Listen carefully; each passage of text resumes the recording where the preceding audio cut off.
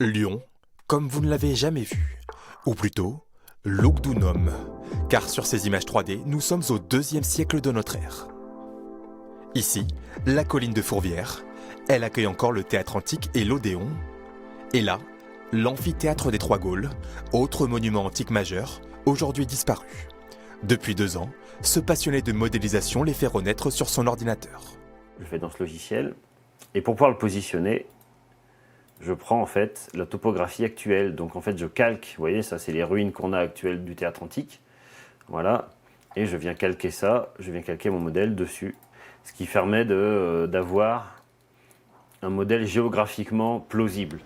Déjà des centaines d'heures de travail pour recréer la ville antique de Lyon dans son intégralité, s'il vous plaît, et ensuite la rendre accessible à tous les amoureux d'histoire. Le lire dans un bouquin, moi, ça ne me parle pas tellement. Alors, il y a déjà des gens comme Jean-Claude Golvin qui avait fait des dessins qui étaient super bien. Mais là, pouvoir le faire en 3D, moi, j'ai l'opportunité de le faire, donc je le fais. Les gens pourront le voir, en fait. Ils pourront aller voir taper sur YouTube et voir. Parce qu'il y a beaucoup de choses, des fois, qui sont faites, mais qui restent dans les musées. Et pour une modélisation encore plus précise, Michael Defour n'hésite pas à se déplacer. Il y a toujours une étape dessin. Alors, parfois, c'est en live. Même si des fois, c'est simplement, j'ai une photo, je redessine et après, je vais faire de la 3D.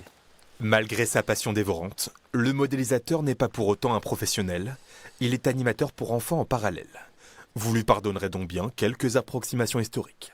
Il n'y a pas de démarche scientifique et donc pas de démarche universitaire. Moi, comme c'est un but purement artistique, mais malgré tout, beaucoup d'historiens s'y retrouvent aussi et m'envoient des petits messages sympas. Ils ne s'hésitent pas à me rajouter plein de précisions.